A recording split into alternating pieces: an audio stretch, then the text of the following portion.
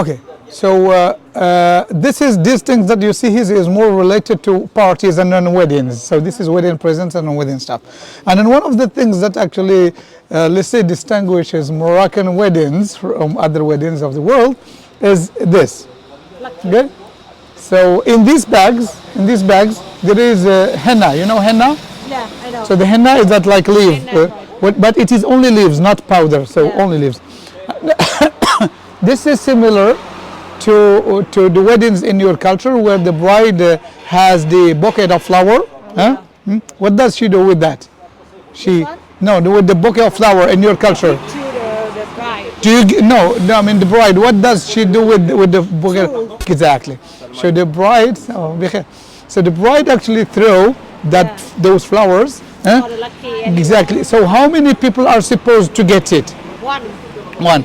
In our culture, it is different. In our culture, the bride does not have these flowers, but the bride would buy these. Yeah. And then this packet here has 6 bags. And then so the henna, or the plant of the henna in our culture, is a good plant, a plant for luck.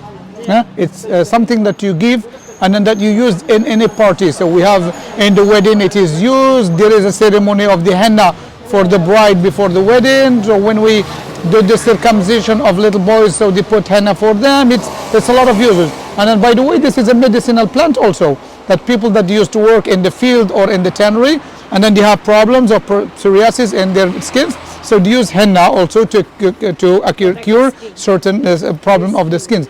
So the women also would put it in the hair to fortify their skin and also to get the color orange of the hair. So it has multi-uses, this plant. So in the weddings, so the bride would buy this and then she gives them secretly to her friends, right? So the original one was 6 bags. Yeah. I mean, the girl would give to 6. So imagine you feel yourself friend of the bride, and then you end up not having a bag. Yeah. So you would think that there are 6 girls are closer to the bride than you. And then this may create a little bit problems, and then you feel that you're not really close to the bride. So this is why, and then because this started to create actually some problems between the bride and then her friends, some people decide to make it. Let's see here. Can you see how many here? It's not 6, but it's 12. See?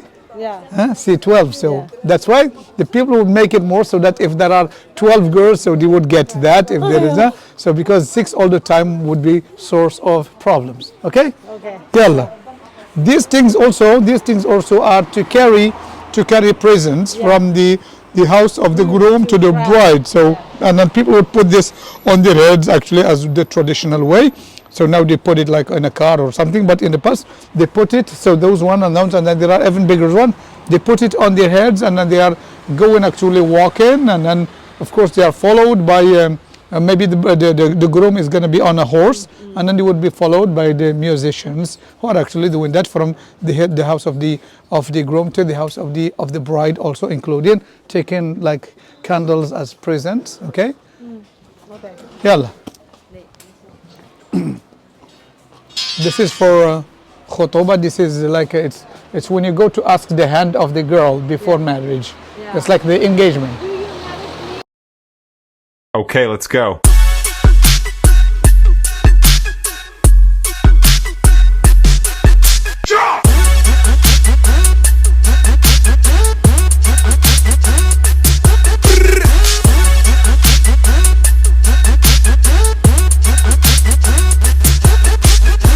Okay, let's go.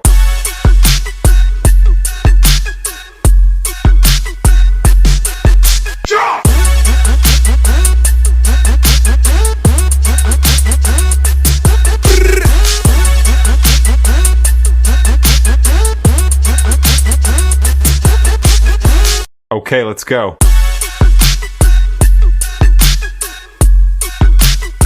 Guys, you see there are 3 things here. Yeah. Would you tell what is this? Washing. Okay, so this is actually the black soap.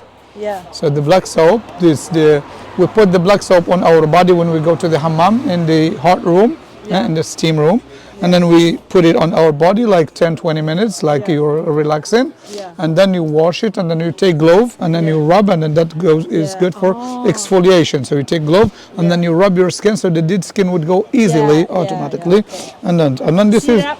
and then this is actually for washing dishes, Yeah. okay, and then this, what is this?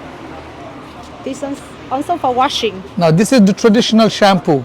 Oh, for So washing the hair. this is for the hair. So the women would put that like in a glass or something. So and then they put water in it, and then they leave it to dissolve. It's like whatever time it is, until finishing her body washing, and then they would actually put this shampoo. We call it in Arabic ghasul, and then you put it on your hair, and then believe me, when people use this, and then without using these new shampoos that are actually saying for against hair loss and things, so when women used to have this, so their hair was really very nice and good and strong.